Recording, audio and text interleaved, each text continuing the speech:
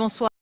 Bonsoir. On pense bien sûr à ce qui s'est passé en Égypte il y a 10 jours et pourtant on est déjà loin d'une révolution, si je puis dire, à l'égyptienne, ne serait-ce qu'en termes de bilan humain. Écoutez, on a dépassé largement le cas égyptien, le cas tunisien.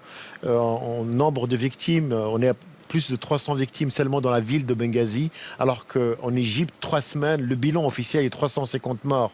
Deuxième différence de taille, c'est bien sûr les services de police tirent à balles réelles. Il n'y a pas de balles en caoutchouc. Et la troisième chose, c'est que les villes libyennes sont coupées l'une de l'autre. Non seulement on tire sur la foule, c'est une véritable boucherie, mais aussi il n'y a pas de médicaments, il y a même problème alimentaire, problème d'eau. Donc on assiste vraiment à une situation inédite dans ce mouvement de révolte.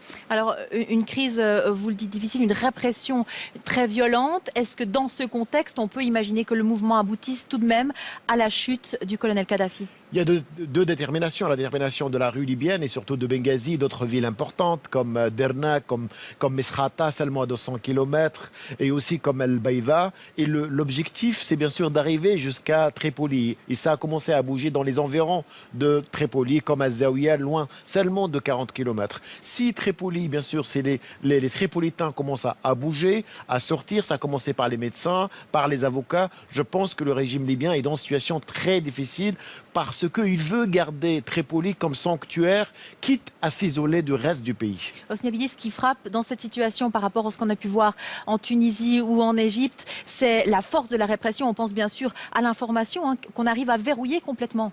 Oui, deux choses. D'abord, la répression, elle est aveugle.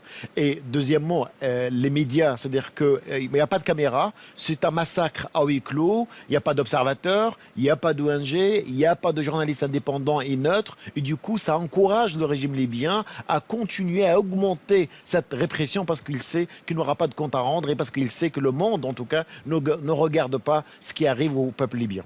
Hosni Abidi, merci.